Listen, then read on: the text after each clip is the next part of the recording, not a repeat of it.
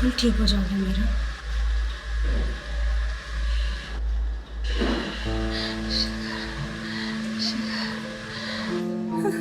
मुझे माफ कर दो शिखर, दोबारा ऐसा नहीं होगा, मैं ऐसा नहीं करूंगी। हे भगवान, मुझे माफ कर दो, मुझसे जो करना है करा लो, मुझसे छोड़ दो शिखर, मुझसे छोड़ दो, छोड़ दो शिखर, मुझसे छोड़ दो।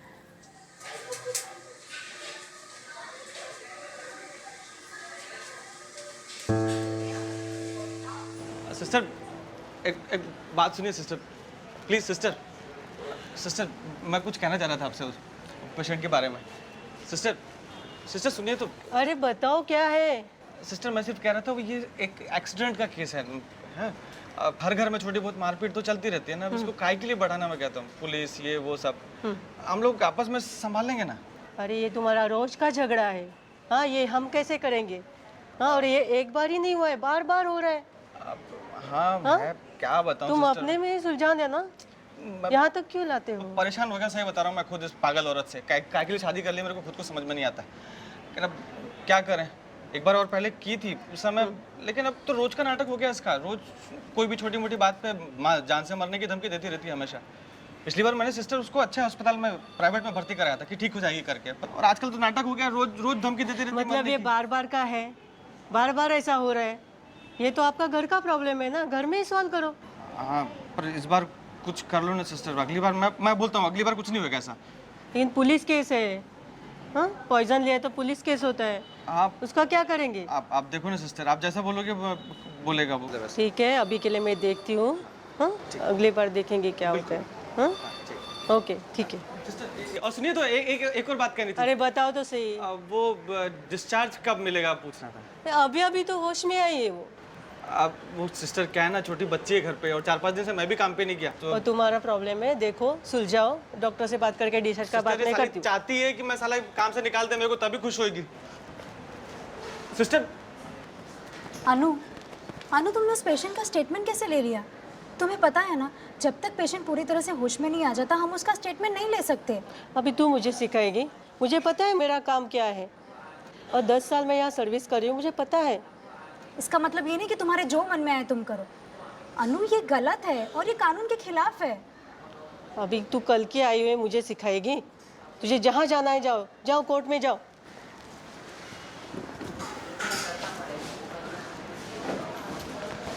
सर्जरी के लिए OT2 रेडी कर दो। हाँ, डॉक्टर उनका आ जाएंगे 11 बजे। डॉक्टर, वो कैजुअलिटी वार्ड में एक पेशेंट है। एक सेकेंड। यस, हाँ मैं बस वहाँ पहुँच रहा हूँ। वो तुम 4 बजे के लिए कंफर्म करो। Yes, tell me. Actually doctor, poison consumption का केस है, लेकिन मुझे ये अटेम्प्टेड सुइसाइड लग रहा है। वेल डॉक्टर, मैं उसे कुछ दिनों से मॉनिटर कर रही हूँ। उसके बदन पर चोट के निशान हैं, बहुत डर। शारदा, क्या हम इसके बारे में बाद में बात कर सकते हैं? डॉक्टर, 1 सेकेंड, 1 सेकेंड रुको। हाँ नहीं, राइट, तो हम कहाँ थे? डॉक्टर वो पॉइजन कंजम्पशन वाला केस मैं बता रही थी आपको। मैं उसे कुछ दिनों से मॉनिटर कर रही हूँ। मुझे ऐसा लग रहा है कि उसे घर पर मारा जा रहा है, एंड आई थिंक कि ये उसका पहला अटेम्प्ट नहीं है। Right, I see the point. होश में आ गई वो? हाँ, आज सुबह। ओके, मेरे ख्याल से तुम्हें उसे प्राइवेटली में बात करनी चाहिए। Try to find out more. लेकिन उससे पहले कुछ बेसिक स्क्रीनिंग के सवाल पूछो, जैसे घर के बारे में, पति कैसा है, बच्चे एक्सेट्रा। अगर वो हिंसा के बारे में कहीं भी कुछ कहे तो फिर हम दिलासा को इन्वॉल्व करेंगे। ओके डॉक्टर, एक और बात है। वो आज सुबह उसका पति आया था, वो उसे जल्द से जल्द डिस्चार्ज करवाना चाहता है, और सिस्टर अनु ने उसके स्टेटमेंट पर पॉइजनिंग का केस रिकॉर्ड कर लिया है। व्हाट नॉनसेंस, ये कैसे कर सकती है वो? हमें इंश्योर करना होगा कि वो दबाव में आके कोई भी गलत बयान ना दे। अगर जरूरत है तो उसका स्टे एक्सटेंड करो, टाइम दो उसे, ताकि वो खुद अपने लिए डिसाइड कर सके कि उसे क्या चाहिए।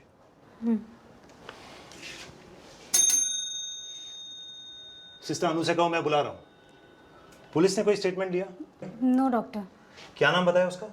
Meera Patel, bed number 18। Meera Patel, bed number 18। ठीक, राउंड पे मैं उससे मिल लूँगा, मगर ये बहुत ज़रूरी है कि वो पुलिस को सच बताए, वरना बाद में यही बयान उसके खिलाफ जा सकता है। कम इन, तुम जा सकती हो। Thank you doctor.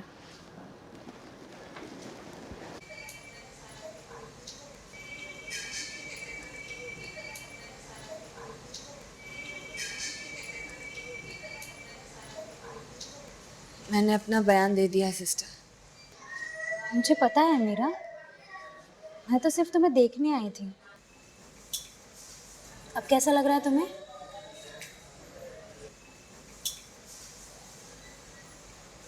ठीक।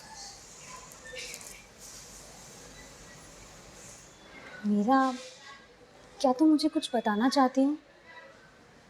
देखो, डरो मत, मुझे अपना दोस्त ही समझो।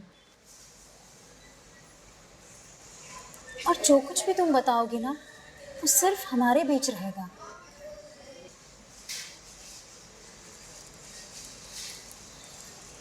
मैं बस मरना चाहती हूँ, बस मरना। क्यों मीरा? बस ऐसे ही पागल हूं ना मैं। मुझे नहीं लगता कि तुम पागल हो, बस बहुत दर्द में हो। मीरा, क्या तुम अपना थोड़ा सा दर्द मेरे साथ बांट सकती हो? तुम्हें अच्छा लगेगा।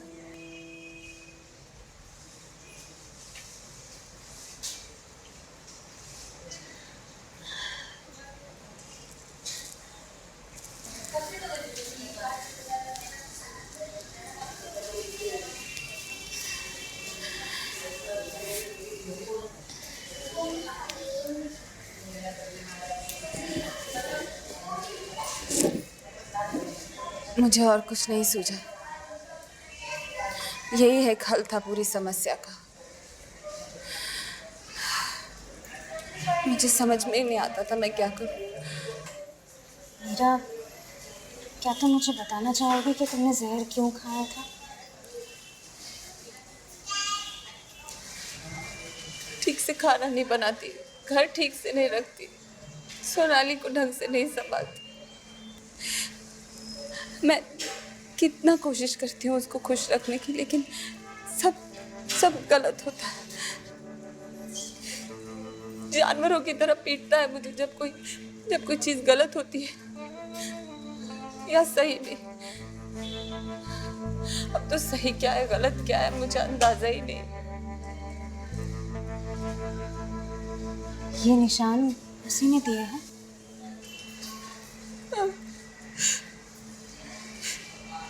उसने मुझे घर से निकाल दिया, कहा कि अपना घिनौना चेहरा मुझे दोबारा मत दिखाना।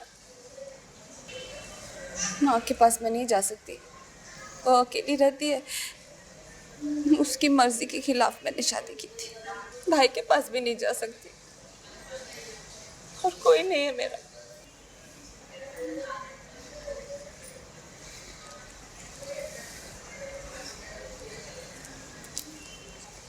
कुछ ही दिनों में तुम्हें डिस्चार्ज कर देंगे, शायद परसों। घर जाने के बारे में तुम्हें कैसा लग रहा है?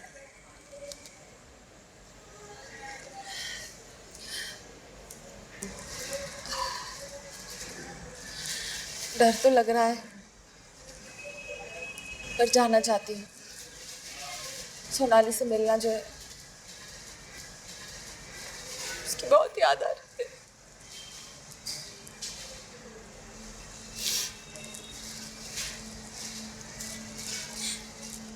जानती हूँ मैंने जो किया वो अब ठीक नहीं किया, लेकिन कुछ नहीं तो कम से कम सोनाली के लिए तो मुझे जीना ही पड़ेगा ना।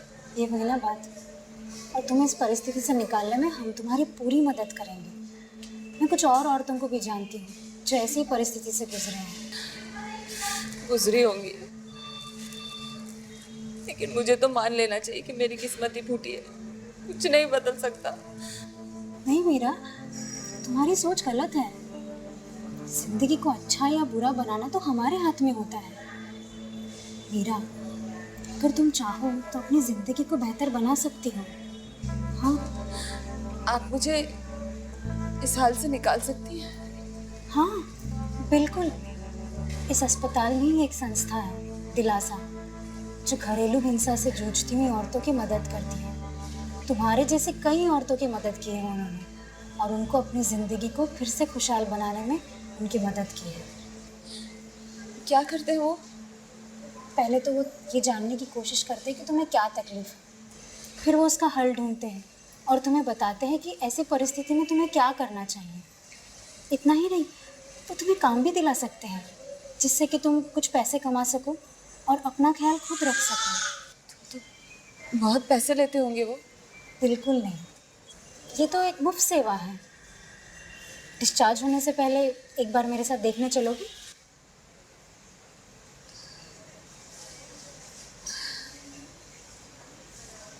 पता नहीं। देखो मेरा, पहला कदम तो तुम्हें ही लेना होगा। अगर तुम किसी से मदद नहीं लोगी तो इस परिस्थिति से बाहर कैसे निकलोगी?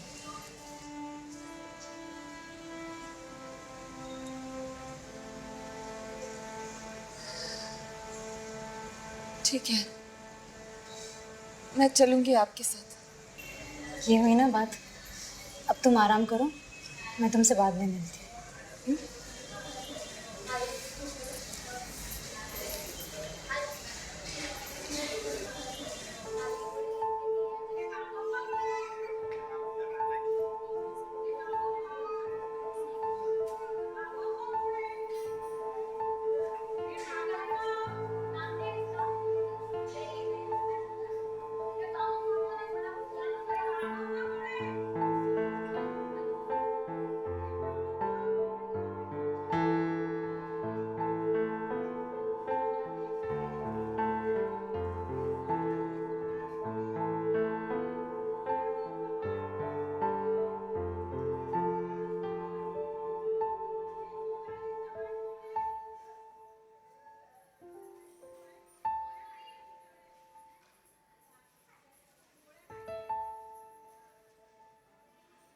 Good morning ma'am.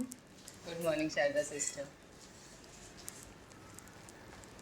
ये मीरा है, मैंने बताया था ना इसके बारे में आपको। मेरा बैठ जाओ।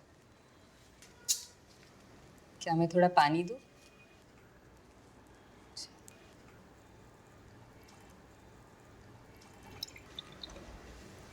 ये ले।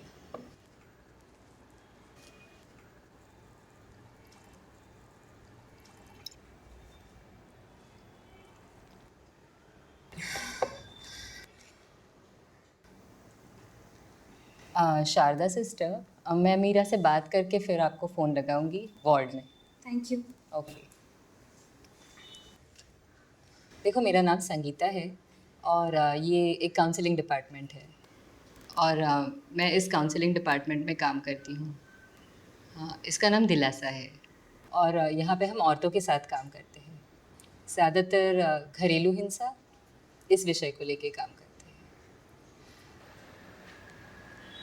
मीरा, मैंने तुम्हारी फ़ाइल पढ़ी और उसमें ऐसे लिखा है कि तुमने पॉइज़न ले लिया था।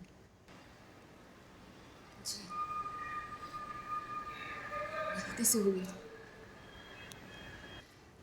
मैंने काफ़ी साल इस अस्पताल में काम किया है और आए दिन एक या दो औरतें पॉइज़न लेके यहाँ पे एडमिट हो जाती है इसी कंप्लेंट के वजह से। और मेरे ख्याल में तो घर पे कोई परेशानी या दबाव होने के कारण ही महिलाएं ऐसा कदम उठाती है। शायद तुम्हारे साथ भी कुछ ऐसा ही।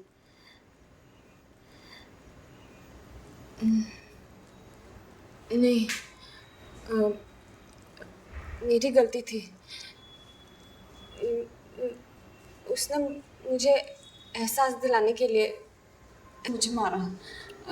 मैं उस पर इल्ज़ाम नहीं लगाना चाहती। मैं नहीं चाहती कि कोई गलत इल्ज़ाम उस पर लगे। नहीं नहीं मीरा, देखो, ये कोई पुलिस स्टेशन नहीं है। ये डिपार्टमेंट इसलिए बनाया है ताकि औरतें यहाँ पे आके खुल के बात कर सकें। मैं तुम्हें यह विश्वास दिलाती हूँ कि जो भी बात होगी बस तुम में और मुझ में ही रहेगी, यहाँ से बाहर नहीं जाएगी। ये तो बस शायद बात करके तुम्हारा मन थोड़ा हल्का हो जाए।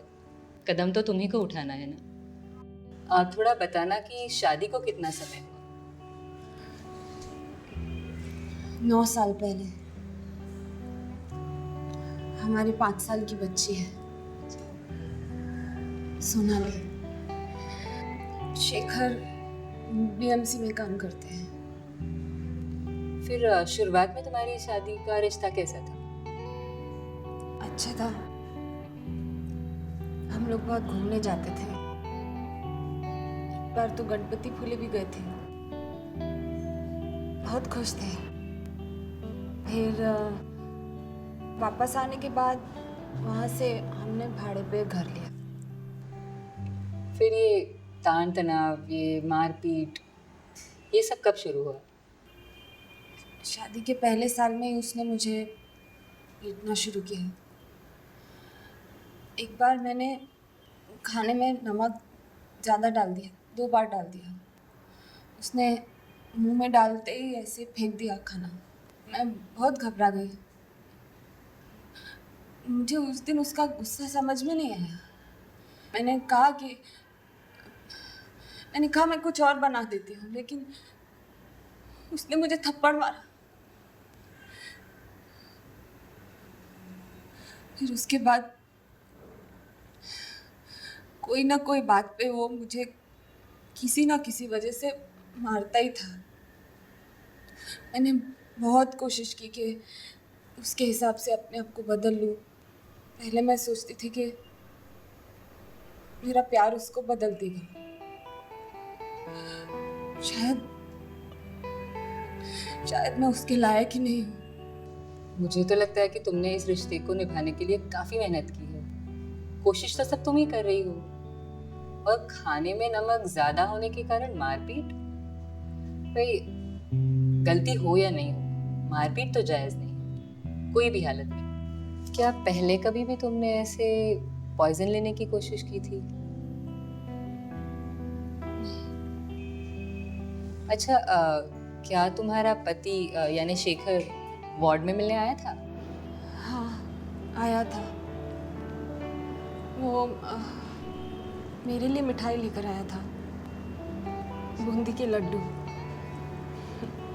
मुझे बहुत पसंद है ना। कहने लगा कि ये रोज रोज का नाटक उसको भी पसंद नहीं। कुछ नहीं तो कम से कम सोनाली के बारे में तो मुझे सोचना चाहिए। सोनाली से तुम बहुत करीब हो ना, तो ये कदम उठाया यानी तुम बहुत थक गई होगी। वो हमेशा कहता है कि मैं पागल हूँ, बदसूरत हूँ, आलसी हूँ, कोई काम ढंग से नहीं करती, घर ठीक से नहीं संभालती, सोनाली को अच्छे से नहीं रखती। मुझसे शादी करके उसने बहुत बड़ी गलती की थी। देखो, तुम घर में हर चीज कर रही हो, बच्चों का ध्यान रख रही हो, कामकाज कर रही हो, फिर भी वो खुश नहीं है। मुझे लग रहा है कहीं ना कहीं तुम भी ये सब मानने लगे हो। तुम्हारा खुद का आत्मविश्वास भी कम होते जा रहा है। और तुम ही नहीं, ऐसी काफी सारी औरतें हैं। देखो, हम सबको ऐसे बड़ा किया जाता है कि अपने अंदर झांको, शायद हम में कुछ कमी हो, लेकिन ये सही नहीं है। देखो, हिंसा के लिए तो कोई कारण होता ही नहीं है। क्या तुम इससे पहले काम करती थी कहीं? हाँ,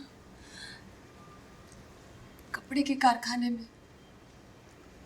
अच्छा, तो आप दोस्त भी रहे होंगे? बहुत सारे दोस्त थे। बहुत अच्छा लगता था वहाँ। पैसे भी कमाती थी।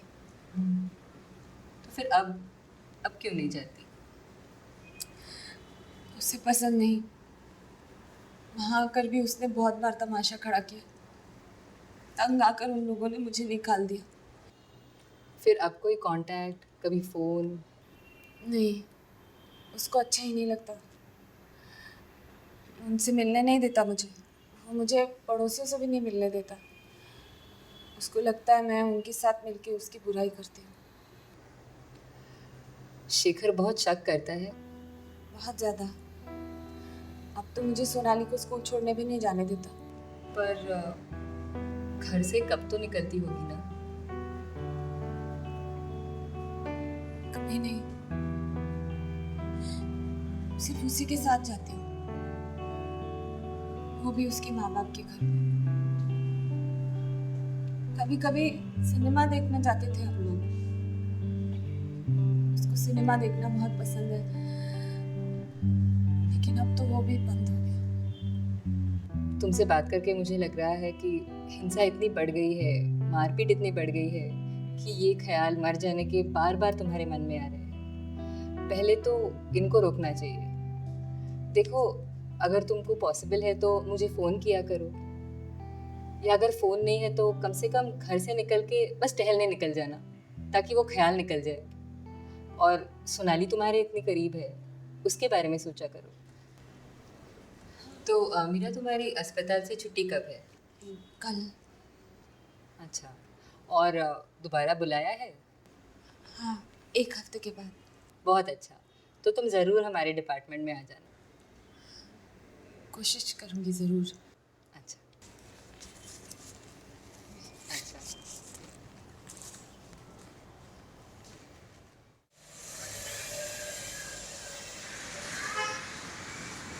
बहुत प्यार करता हूँ मैं तेरे तुम मत समझो। तू मर गई ना मीरा, तो मेरा क्या होगा फिर? क्यों? मैं तो बर्बाद हो जाऊंगा। किसी नाचने वाली को ढूंढ लेना, वैसे भी उसके पीछे भागता रहता है तू। आए है, अरे इसी अदा पे तो मर गया। चल। छोड़ ना।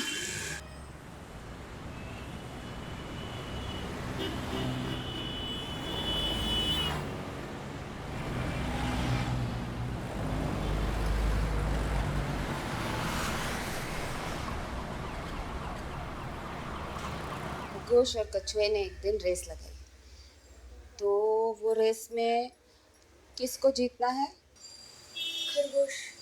और जीता कौन? खरगोश। कछुआ जीता। देख, खरगोश को लगा कि मैं तो बहुत तेज दौड़ता हूँ, तो मैं तो जीतने वाला हूँ, और ये कछुआ बहुत धीरे धीरे आता है, तो उसने कहा चलो मैं थोड़ी देर सो जाता हूँ। जीत गया वो। खरगोश सोता ही रह गया।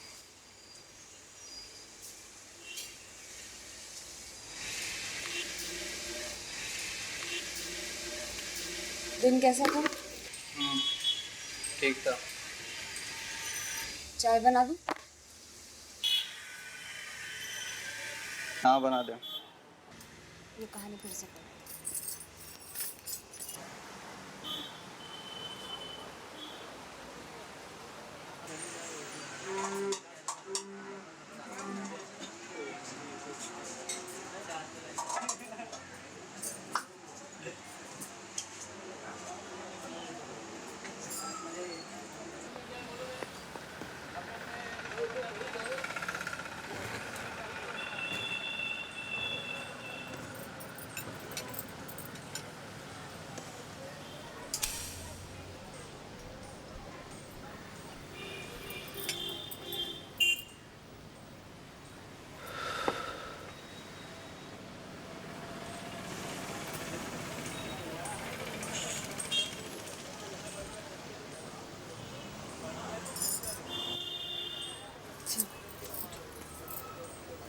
फिर से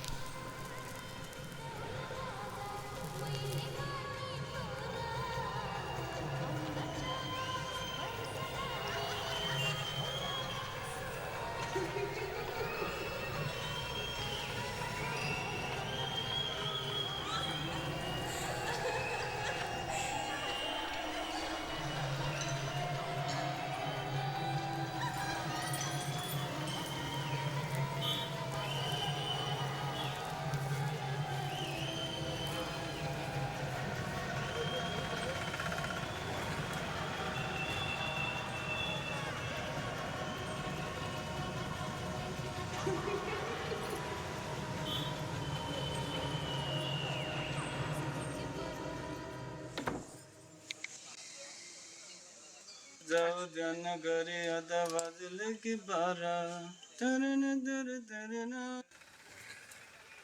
मीरा,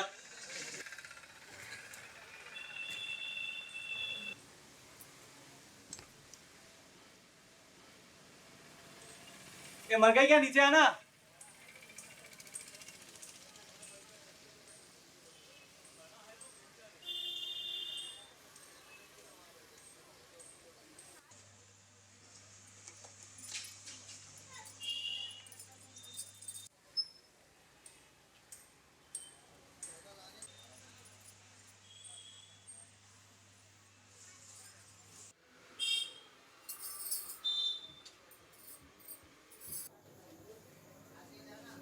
खाना लगा दो। नहीं, अरे भी जल्दी क्या है, आसान।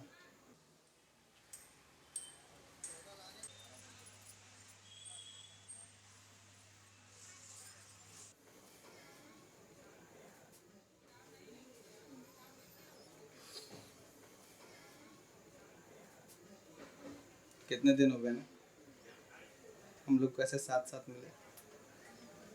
आजकल तुझे मेरे लिए टाइम ही नहीं मिलता। नहीं, ऐसा नहीं। आजकल मैं अच्छा नहीं लगता क्या? ऐसा कुछ भी नहीं। हाँ?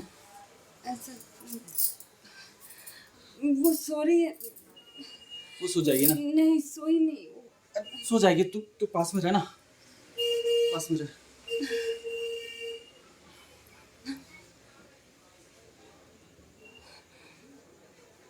क्या हुआ? तेरा और कोई यार है क्या? तो फिर क्यों क्या कर रही है? हाँ? नहीं, मेरा मन नहीं कर रहा है। मेरी तबीयत ठीक नहीं है। छोड़। जान साली, पहले कहती सोने को सुलाना है, उसके बाद कहती तेरी तबीयत ठीक नहीं है, उसके बाद कहेगी तेरी माँ मर गई। हाँ?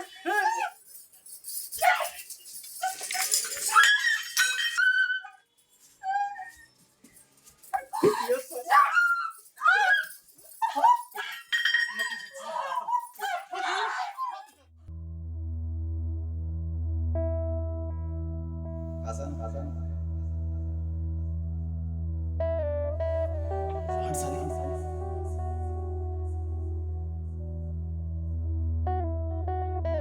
क्या हुआ? क्या हुआ? तेरा और कोई यार है क्या?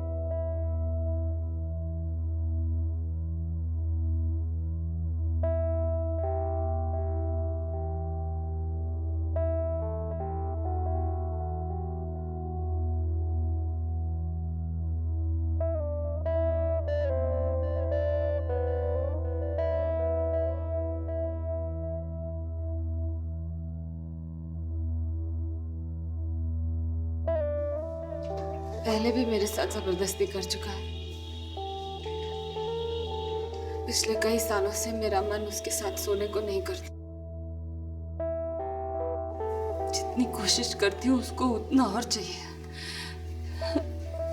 गुस्सा हो जाता, चीखता चिल्लाता है, फिर मारता है मुझे।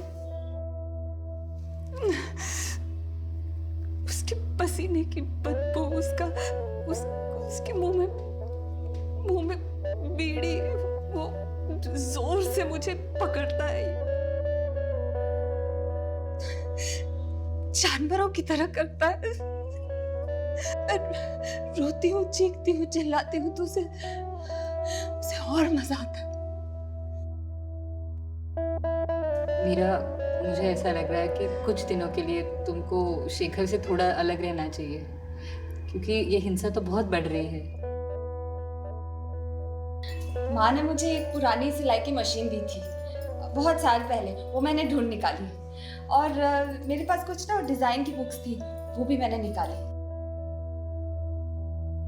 अब सोचती हूँ कि मैं सोनाली के लिए कुछ कपड़े सीना शुरू कर दूं। देखिए,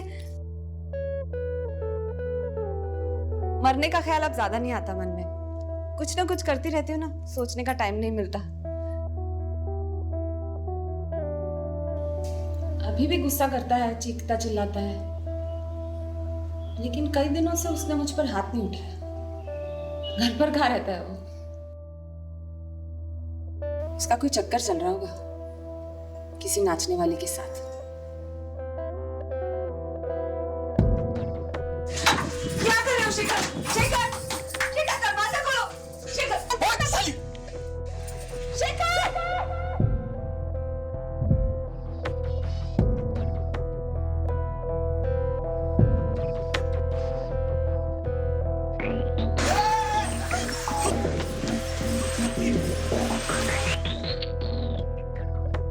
दीदी, मैं घर से भाग के आई हूँ, मुझे बचा लो। बहुत गुस्से में है दीदी, लेकिन सोनाली अभी तक वहीं पे। दीदी, कुछ दिन पहले उसे पता चल गया कि मैं यहाँ आती हूँ। मैं गुस्से से पागल हो गया वो। उसने मुझे यहाँ आने से रोका, उसने मुझे काम पे जाने से भी रोका। अब मेरी ननंद सोनाली को अपने साथ रखने के लिए तैयार हो गई है। उसे पता था सब कुछ, लेकिन उसने भी सोचा होगा सब कुछ ठीक हो जाएगा। और नई जगह कैसे लग रही है? अच्छी लग रही है। थोड़ा थोड़ा अजीब लगता है। आसपास के सब आदमी लोग कभी कभी अजीब नजर से देखते हैं।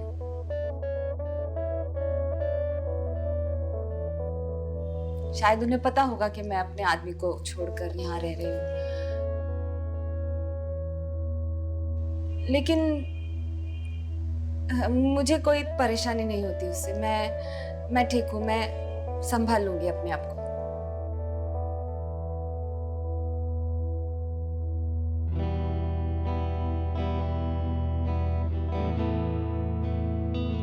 अब मैं शेखर के साथ नहीं रहती। सोनाली भी अब मेरे साथ ही रहती है। वो अब भी मुझे परेशान करता है, घर आ जाता है, तमाशा खड़ा करता है।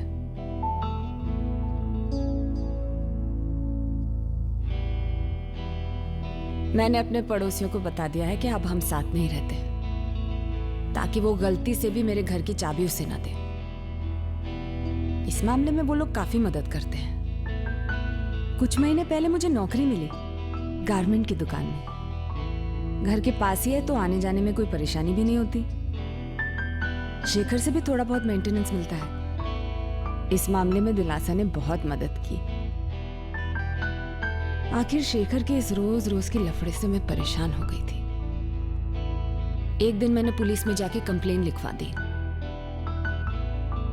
उसे देखे अब 6 महीने हो गए।